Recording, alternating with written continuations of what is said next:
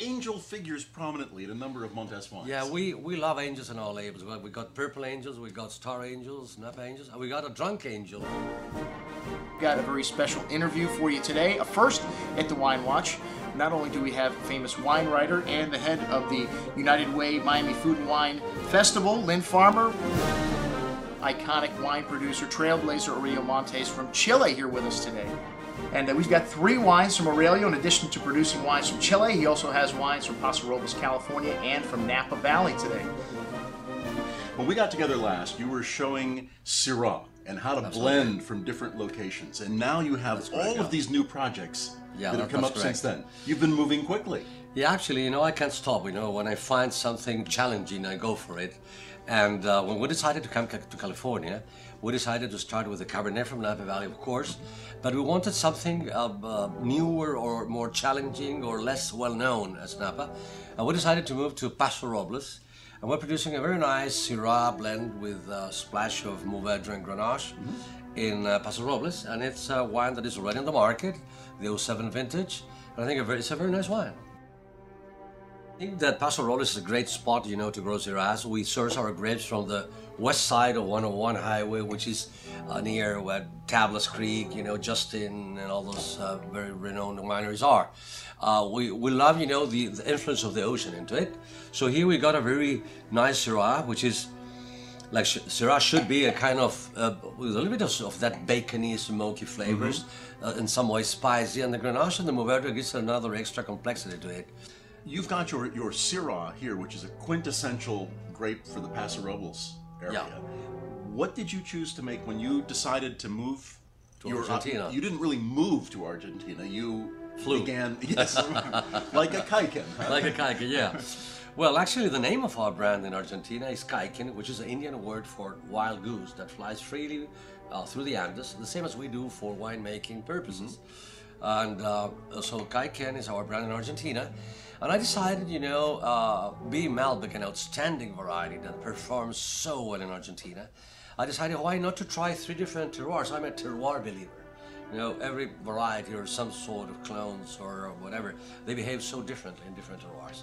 So in Argentina, in my opinion, we got many of those terroirs, but I chose specifically 3, which is called Vistalba, which is it would give the elegance to the blend.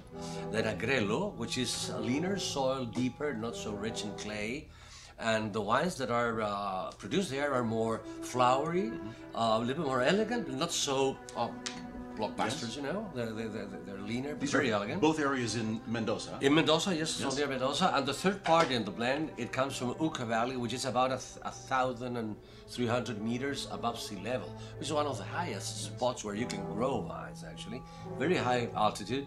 And there the wines are really strong with a lot of character, spiciness, and color. So the blend is 40% Agrelo, 40% Vistalba, and only 20% of Uco because of the strength of that bit of the blend. So it's a blended wine, but not a multi-varietal one. No, it's a single variety of 3 terroirs, and I think it was a different approach. And Malbec is a blending grape, and I find the best Malbecs have other varietals blended into them, but I find the ones that are single expressions of the varietal are better that have different regions. My easy, short, and it means something. There's a meaning behind it. It's the first, the best. And in Napa, what I wanted to achieve, is more or less the same style that we produce in Chile and in Argentina. Again, ripe wines, fruitier wines, with a big amount of personality, soft, approachable tannins, but big wines that they can go well with food and you can keep them. And that's a little bit what I'm trying to get out of our Napa Cabernet.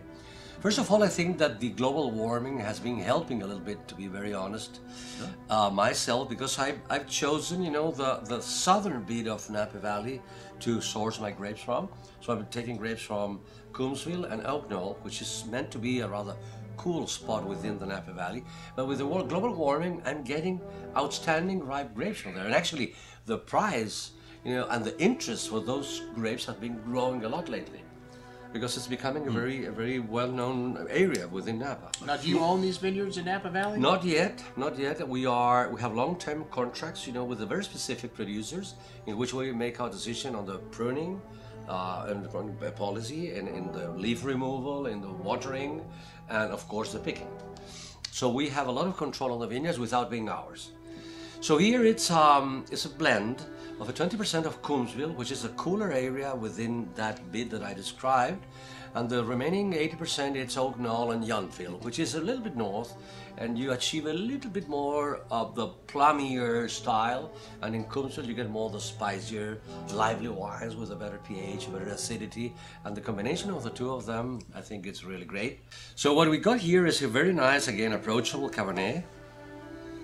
I would say it's very Napa, you know. I don't think there's any mistaking it. This is from New World. I mean, you do get a lovely savoriness at the end, but it's got that lovely fruit that people like about New World wines. But it doesn't lose the minerality, and that I do miss in a lot of New World Cab, that it's all fruit. Too much oak, too. Yes, and here it's a very nice balance. Yeah.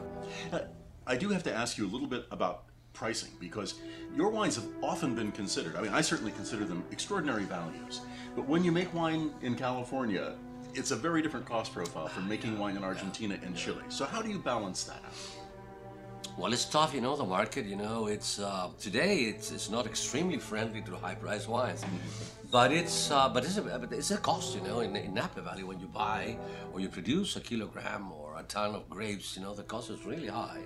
Would you say it's more than in Argentina or Chile? Oh, 4 or 5 times more. Yeah. And then you have all the cost of the process, you know, the hand labor and the machinery and the facilities and all that.